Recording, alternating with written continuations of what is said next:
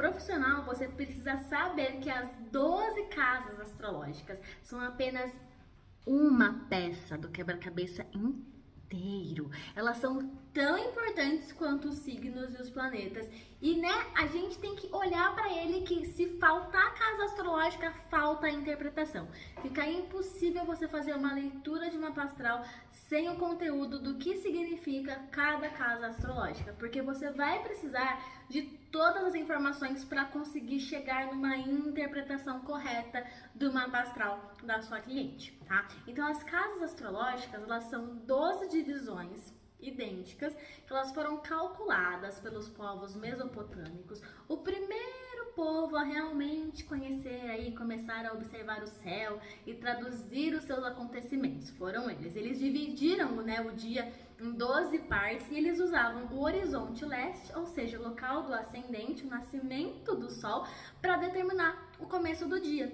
Então eles consideravam que um período do dia tinha 6 partes, que era o dia, e um período da noite tinha 6 partes, que era a noite. Então eles consideravam o ascendente sendo, né, o momento do nascer do sol, o meio do céu, que é a casa 10, o momento do sol a pico, o descendente, que é a casa 7, o momento do sol se pôr, e o fundo do céu, que é a casa 4, o momento que não tinha mais sol, que era a madrugada adentro, tá? Mas com o passar do tempo, gente, com a evolução dos povos, né, essa forma de calcular o dia, ela foi substituída pelos calendários juliano e gregoriano, calendários que a gente conhece hoje, onde começou a se usar as horas para contar os dias. Então, as casas astrológicas, elas precisaram passar por uma adaptação, tá? De que agora o dia não teria mais 12 horas, e sim 24 horas. Então, Cláudio Ptolomeu, ó, um matemático, astrologia é matemática, tá, gente? Ele foi o responsável por dividir o céu em 24 horas e em 4 partes.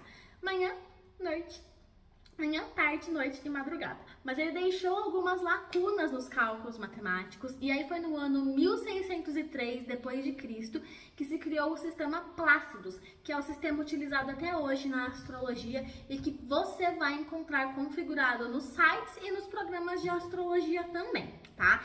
Ele é um dos cálculos, assim, mais difíceis de se fazer, mas ele também é o que contém menor erro. E aí, sendo assim, ele acaba sendo mesmo o mais utilizado dentro dos programas de astrologia e pela maioria dos astrólogos, né?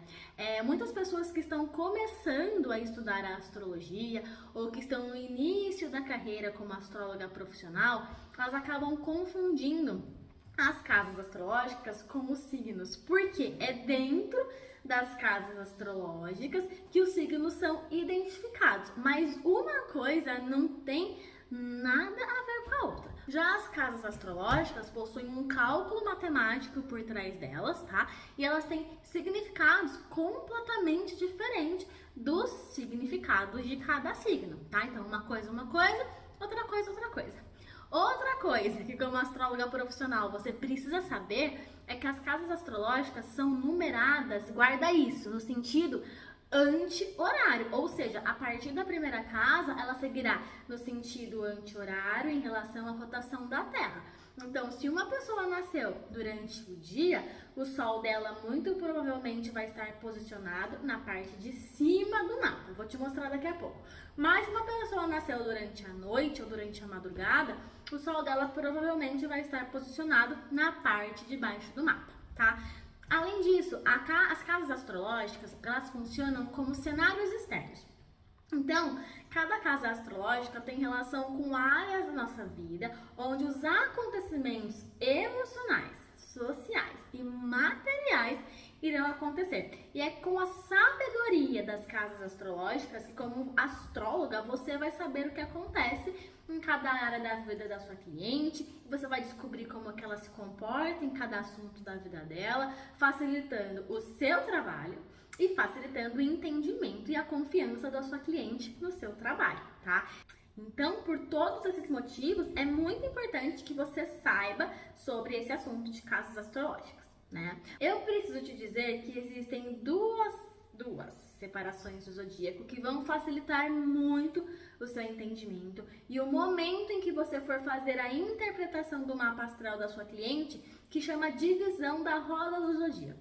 A gente considera que as casas localizadas na parte de baixo do zodíaco, que são as casas de 1 a 6, são casas relacionadas a setores que envolvem as nossas primeiras experiências ou experiências mais próximas da origem, né? Como, por exemplo, o eu, o comer, os primeiros estudos, a relação com os pais e com os avós, com os irmãos, as brincadeiras de criança, os hábitos de higiene básicos, tá? Então, muitas pessoas acreditam que quando a pessoa tem muitos planetas nessa área da vida, na parte de baixo, ela tem que ser introspectiva, mas não é algo que podemos afirmar fielmente sobre os nossos clientes, tá? Sem fazer a leitura de mapa deles antes. Já as casas de 7 a 12, da parte de cima, são consideradas objetivas. Elas são direcionadas para o exterior, ou seja, são mais extrovertidas, são mais mundanas em suas perspectivas, tá? E consideram razões, informações externas, tomada de decisão, o futuro. Então, tudo na parte de cima do mapa está dependendo de outras pessoas, tá? Dessa forma, então, as casas acima do horizonte, elas se referem à distância da origem, né? E podem implicar em processos que estejam relacionados com esses assuntos que estão mais no futuro das nossas vidas e da vida das nossas clientes, como o casamento, a morte, o sexo, os estudos universitários, o sucesso profissional, os grandes projetos, as doenças da velhice, tá? Então, tudo isso está envolvido nas casas de 7 a 12. Elas vão se referir a experiências mais distantes da infância, né? E não significa necessariamente que a pessoa que tem muitos planetas acima do horizonte sejam extrovertidas, tá? Mas sim que a fase mais adulta será mais carregada de experiências, de contrastes e de acontecimentos, tá?